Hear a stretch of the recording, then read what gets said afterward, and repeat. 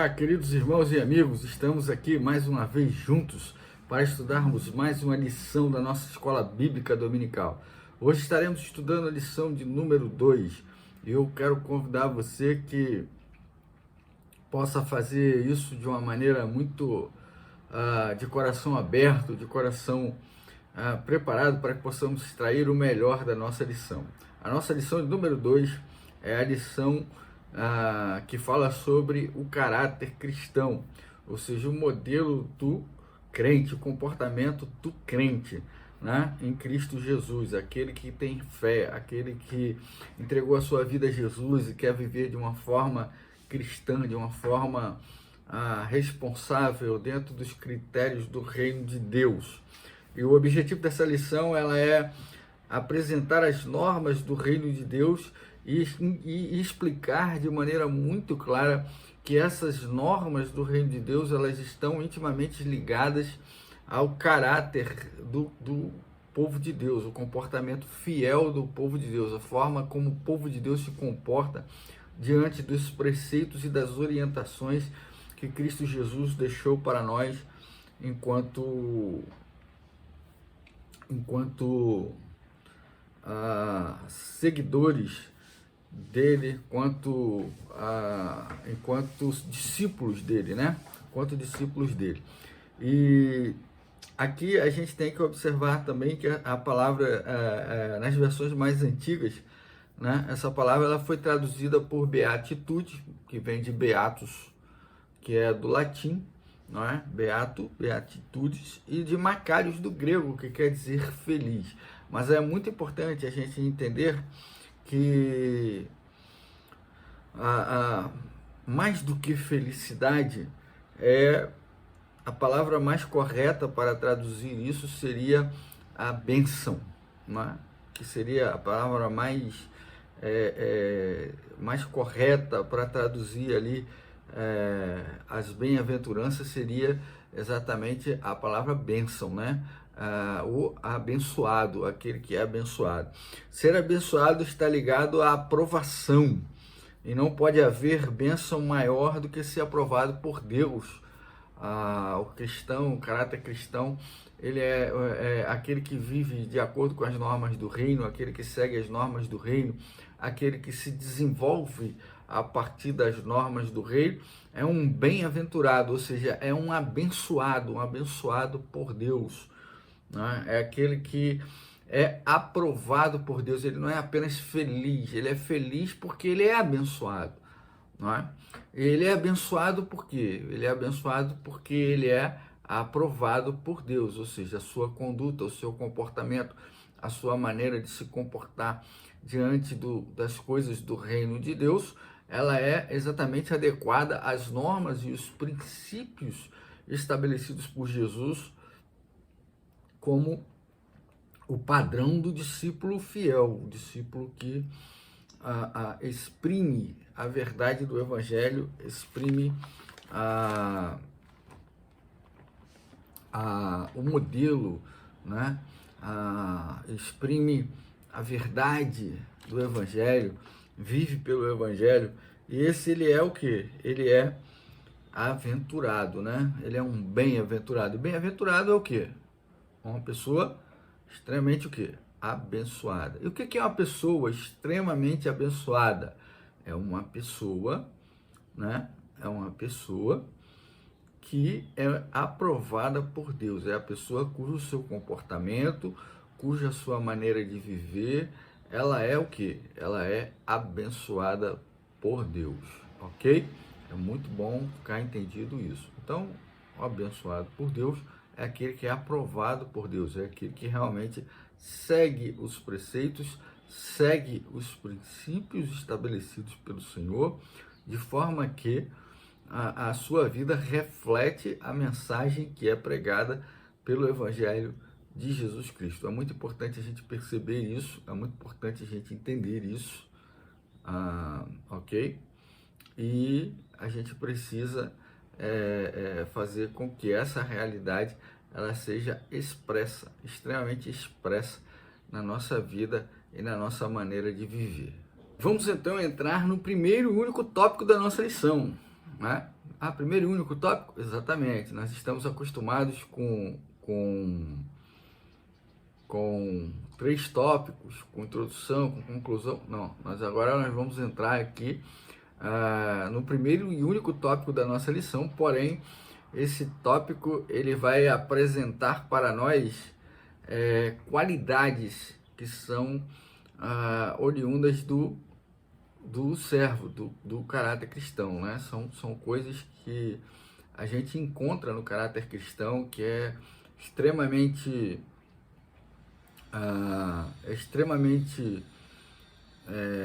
compreensível, que é detectável, que é uma característica fiel ali do que vem a ser o caráter cristão.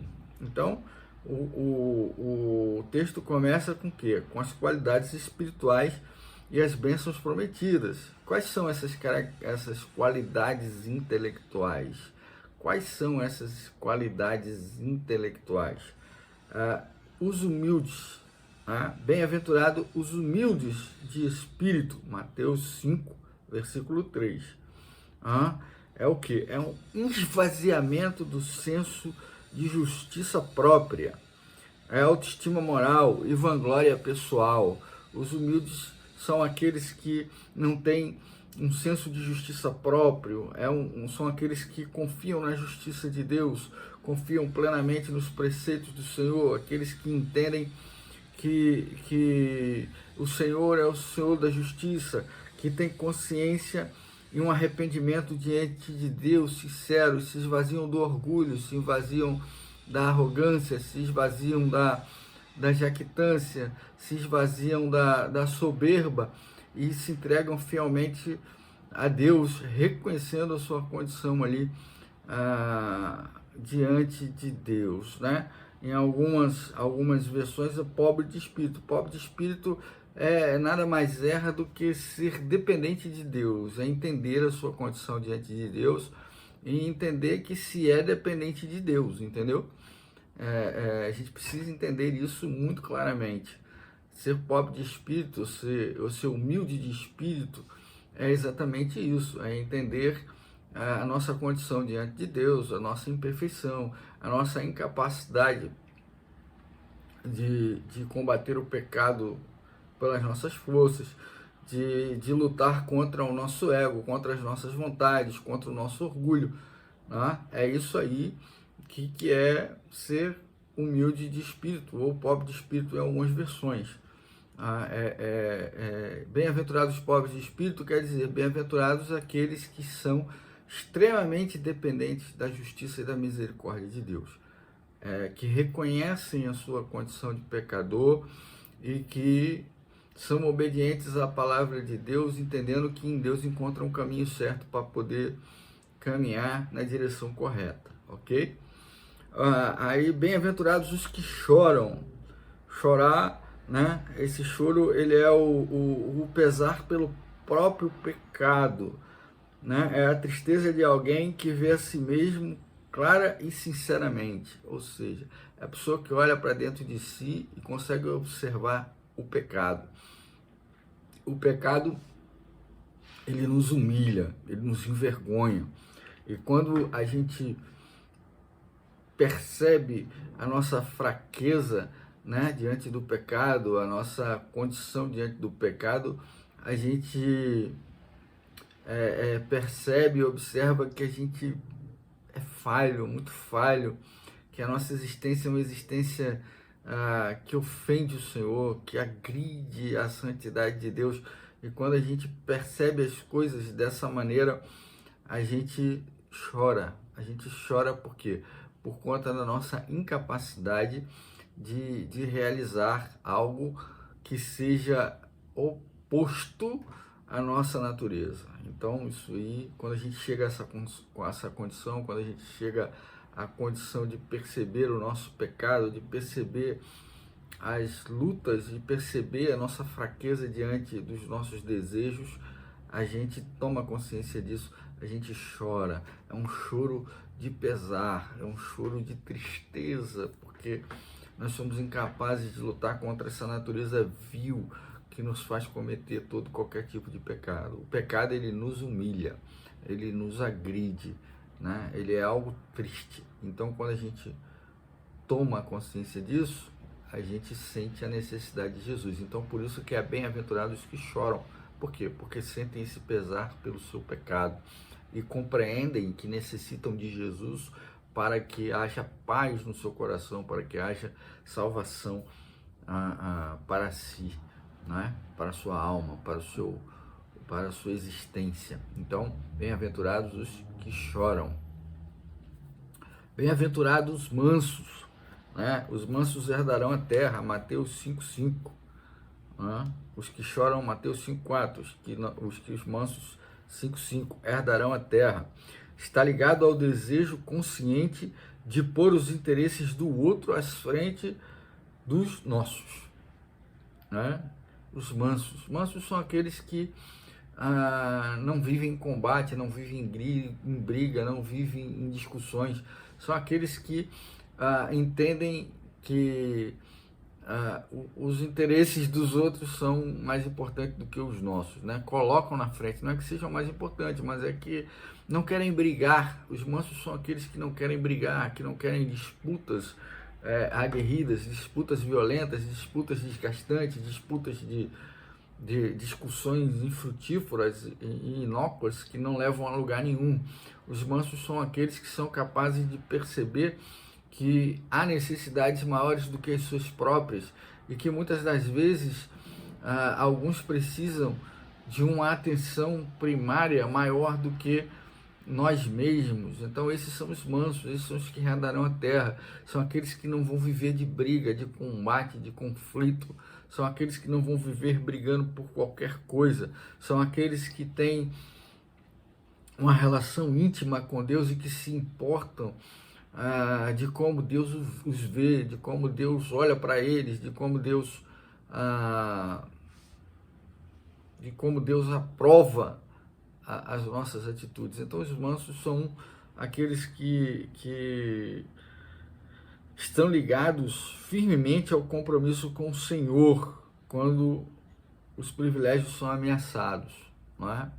Vigora primeiro o que Jesus quer de nós, o que Jesus faria, mesmo quando nós temos os nossos privilégios ameaçados, os nossos privilégios encurtados, os nossos privilégios perdidos e desprezados, ok? Bem-aventurados que têm fome e sede de justiça, que serão fartos. Os que têm fome e sede de justiça. Mateus 5, versículo 6.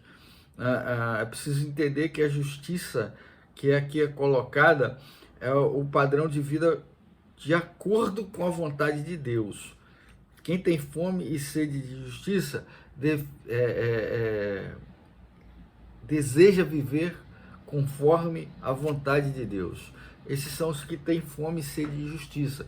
Os que têm fome e sede de justiça são aqueles que desejam ter uma vida de acordo com a vontade de Deus. São aqueles que o padrão é Jesus, entendeu? O padrão é Jesus, o padrão é Deus, o padrão moral, o padrão espiritual, o padrão universal, o padrão de vida, de existência é Jesus. Então são aqueles que perseguem a vontade de Deus, aqueles que querem ser como Jesus, aqueles que querem viver como Jesus, aqueles que acreditam na causa de Jesus. Esses são os que têm fome e sede de justiça, que querem ver igualdade, que querem ver amor, que querem ver que querem ver harmonia, que querem ver paz, que querem ver justiça no sentido onde todos terão onde morar, todos terão onde comer. Eu sou um exemplo, ok? Todos terão que vestir, todos terão o seu sustento digno, todos terão a capacidade de se sustentar e viver em paz, sem guerras, sem conflitos, sem que ninguém passe fome, sem que ninguém seja ferido, sem que ninguém seja oprimido, sem que ninguém seja humilhado. Essa é a questão daqueles que têm fome e sede de justiça, que quer uma realidade, um mundo, uma existência igualitária, uma existência justa, não politicamente, mas de essência, de coração, não de ideologia, mas de essência, de natureza, de caráter próprio, ok? Bem-aventurados misericordiosos, né? Ou seja, abençoados, aprovados por Deus, são os misericordiosos, Mateus 5:7, né? Aqui a clareza vem no fato de que os misericordiosos, né? São os que não são ignorantes quanto ao seu próprio estado, né? Por achar que não precisa de misericórdia, né? Quem não é misericordioso, ele é um ignorante a respeito do seu próprio estado. Nós vimos os humildes lá, né? Os humildes são aqueles que reconhecem o seu próprio estado, aqueles que se entristecem, aqueles que compreendem que precisam de arrependimento para estar e conviver na presença de Deus. Esses são os humildes de espírito, né? Os misericordiosos. Os misericordiosos são aqueles que não são legalistas, né? São aqueles que não são legalistas, são aqueles que se doem, né? Quanto a miséria, são aqueles que entendem a miséria espiritual, aqueles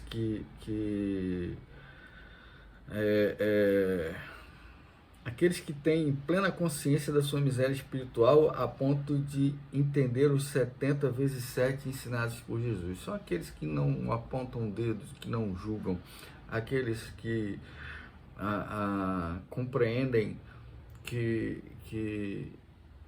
assim como eles próprios são dignos do amor, da misericórdia de Deus, aqueles que são dignos, aqueles que compreendem, que necessitam, né, do amor e da misericórdia de Jesus, aqueles que são incapazes de olhar para dentro de si e acharem que têm tudo que precisam e não precisam de Jesus. Esses são os não misericordiosos, aqueles que não reconhecem, que olham para dentro de si e não reconhecem a sua condição de pecado, o seu estado de pecado, o seu estado de desaprovação de Deus. Esses são os não misericordiosos.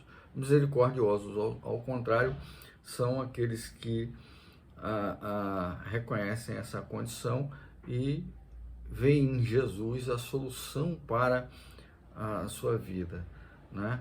Entendem a necessidade desse amor de Jesus Cristo por nós, o amor da cruz, o amor sacrificial, o amor que se entrega em favor de nós e da nossa continuidade, o amor que nos traz de volta e nos resgata a presença de Deus, a presença do Senhor.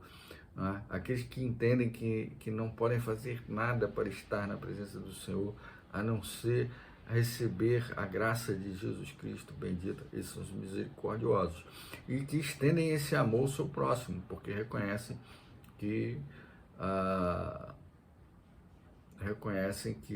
assim como a si próprios não tinham condições, outros também são dignos do amor e do perdão, assim como Jesus, como Deus nos perdoou. Bem-aventurados os puros de coração, Mateus 5:8, os puros de coração. A pureza de coração, ela é um pré-requisito indispensável para a comunhão com Deus. Aqueles que não têm pureza de coração não possuem comunhão com Deus, não podem estar em comunhão com Deus. Eu preciso compreender isso muito claramente, queridos. Sem pureza de coração não existe comunhão com o Senhor. Não podemos confundir pureza de coração com observância de regras. Lembra lá, lembra da misericordioso. Os misericordiosos não são legalistas, eles amam, é diferente. A lei dos misericordiosos é o amor de Deus, a misericórdia de Jesus impregnada em nós, que deve ser compartilhada e expressada em relação ao outro. Né? Pureza de coração é exatamente isso. A gente não pode compreender pureza de coração como simplesmente obedecer regras, mas é mais do que isso, está ligado à nossa essência, né? Nós não vamos violar as leis de Deus porque elas estão impregnadas no nosso coração, na nossa existência. Aquilo nos faz mal. Obedecer espontaneamente à vontade de Deus é saber que aquilo que você vai fazer não é agradável a Deus, não é do Senhor e você não faz porque você acredita que aquilo dali viola o preceito do Senhor. Não porque alguém disse que você não podia fazer, não porque estava escrito que você não podia fazer, tá? Você não vai fazer porque está escrito, você vai fazer porque dentro de você existe a consciência de que aquilo não deve ser feito. Não é legalismo, é essência. Deus, o amor de Deus, a misericórdia de Deus impregnado dentro de você. Bem-aventurados pacificadores, filhos de Deus, Mateus 5,9. É para os que estabelecem a paz. Os filhos de Deus têm caráter, por isso têm ações concretas e estabelecidas à luz do que se espera deles. Eles refletem o caráter de Deus. Ser cristão é exatamente isso, queridos, é refletir o caráter de Deus. Assim como o Pai está em Jesus, Jesus está em nós. Então nós refletimos o caráter de Deus nas nossas ações, nas nossas atitudes. Não é? Tudo que a gente pensa, que a gente sente, que a gente faz de acordo com o caráter de Deus impregnado em nós. Tá certo? É isso que o texto quer dizer. Os pacificadores, eles procuram promover a paz. Eles não são apenas da paz, mas eles buscam promover a paz através do amor de Deus. E quando o fazem, eles estão refletindo o caráter de Deus impregnado neles, ok? Tem que entender isso muito claramente para a gente poder compreender isso de maneira geral. Bem-aventurados os perseguidos devido à justiça, Mateus 5,10. São os que sofrem perseguição devido à causa de Deus, devido à mensagem do Evangelho, devido à transformação da alma do homem. São aqueles que são perseguidos por causa da mensagem do Evangelho, por causa de Jesus. São os cristãos que estão determinados a viver como o cristão vive, ou seja, o padrão de Jesus é o padrão oposto ao mundo. Então, esses que seguem a Jesus, esses discípulos de Jesus, por amar a justiça e viverem de acordo com Jesus, serão perseguidos pela sociedade, pelo mundo pecaminoso, pecador e longe do Evangelho de Jesus Cristo. É preciso entender isso, né? Esses que são perseguidos, né? Porque diante do mundo caído em que vivemos, todo ato de justiça transparente e genuína será odiado. Aí ele cita aqui o texto de João 15, 18 a 20, 2 Timóteo 3,2. Né? Eles nos odiarão por causa da justiça. Como isso, pastor? É porque quando nós vivemos pela justiça de Deus, o pecado do outro se revela a si próprio e se revela aos outros que estão à sua volta. Então, quando genuinamente agimos de coração, de acordo com o padrão de Deus, e isso é visível por causa da transparência expressa pela nossa vida, outros que têm os seus erros e as suas graves ofensas e as suas graves faltas confrontadas com a nossa justiça, eles se sentem ofendidos e passam a nos perseguir para que a injustiça deles não seja vista. Mas Deus diz que vai aprovar aqueles que resistirem, aqueles que promovem a paz, apesar de serem perseguidos, apesar de serem confrontados. Ok? E assim a gente encerra nosso tópico 1, que fala aí das qualidades, né? Muito bem debatidas, muito bem explicadas para os queridos. Se você tem alguma dúvida a respeito disso, você coloca aqui nos nossos comentários. Participe.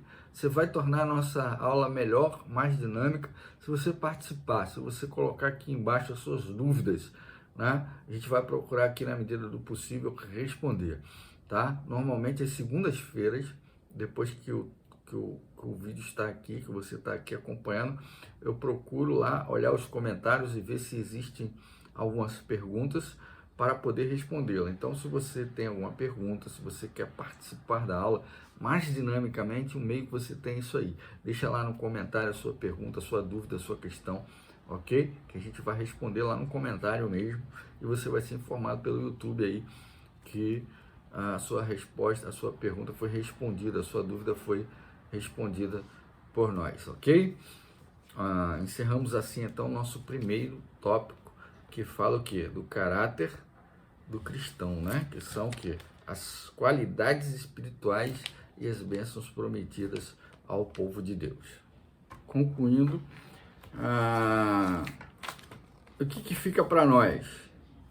O Senhor Jesus, ele proferiu o Sermão do Monte tanto para os seus discípulos quanto para aqueles que aspiravam se tornar seus discípulos. Ou seja, o Sermão do Monte não foi um sermão apenas para um grupo de pessoas, mas para todas as pessoas. É preciso ficar claro isso. Todos devem orientar-se pelo Sermão do Monte. Aqueles que ainda não se tornaram discípulos de Jesus precisam compreender a experiência do Sermão do Monte e se colocarem ali à disposição do Senhor para servi-lo, abrir os seus corações e receber a Cristo como Senhor e Salvador. Né? Porque percebem a alegria, percebem a virtude de se tornar um discípulo de Jesus. E os discípulos de Jesus, como devem conduzir a sua vida, como devem se comportar diante da realidade de vida, diante das adversidades, qual o comportamento esperado e aprovado por Deus em relação à sua vida. Nós estamos diante de uma fonte inesgotável de riqueza. O Sermão do Monte, ela é uma fonte inesgotável de riquezas. Por quê? Porque Jesus, de forma simples, ele apresenta as ideias que são a base do reino de Deus, numa linguagem clara, numa linguagem que pode ser perfeitamente compreendida, né? E essas ideias apresentadas são ideias profundas, são ideias que mexem com o interior das pessoas, que mexem com a alma, a essência da vida de cada uma das pessoas que ouvem a sua mensagem, que ouvem a sua pregação, que compreendem o que é viver em Cristo Jesus, né? Viver em Cristo Jesus, viver de forma que agradem o Senhor Jesus. Essas pessoas, elas são perfeitamente compreendidas ali, né? Essas ideias de Jesus, desculpe, são perfeitamente compreendidas ali, porque ela expressa nas palavras simples e profundas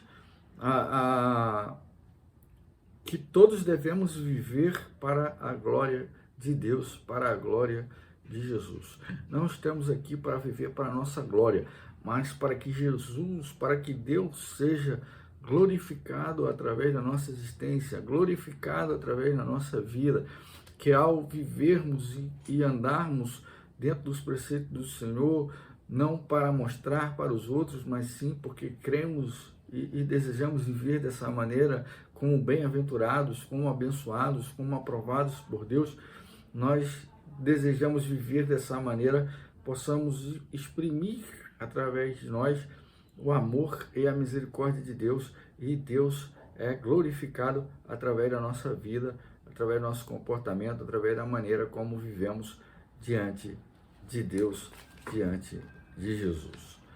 Pensar e agir, né? Para pensar e agir. Como discípulos de Jesus Cristo, quais são as qualidades espirituais que você precisa trabalhar na sua vida? Nós não somos perfeitos, nós temos falhas, mas das qualidades espirituais que nós estudamos nos dias de hoje, qual que você tem que melhorar? Qual que você tem que trabalhar para que aquela qualidade espiritual que nós vimos aqui na nossa lição, ela possa ser refletida através da sua vida? Pense, analise cada um ponto desse texto e veja o que você precisa melhorar, aonde você precisa melhorar, o que você precisa trabalhar para que você se encaixe naquela realidade. Segundo, em que ou onde se baseia as escolhas que você faz. Você percebe que Deus aprova as suas escolhas? Você percebe que Deus aprovaria as suas escolhas, que suas escolhas são aprovadas pelo Senhor Jesus, por Deus, nosso Pai? Você acha que essas suas atitudes, que as atitudes que você faz, a forma como você conduz a sua vida é uma forma que agrada a Deus? Terceiro, o padrão de Deus estabelecido por Jesus é para os filhos de Deus, para os que pertencem ao reino de Deus. Ao olhar para a sua vida, você consegue ver claramente a manifestação desses padrões? Ou seja, essas qualidades espirituais que nós estudamos, elas estão refletidas na sua vida? Quando você lê o texto bíblico e você vê a respeito dos discípulos de Jesus e a forma como eles pregavam a mensagem do Evangelho, como eles viviam, como eles eram perseguidos por ela, isso se encaixa na sua vida, na sua realidade?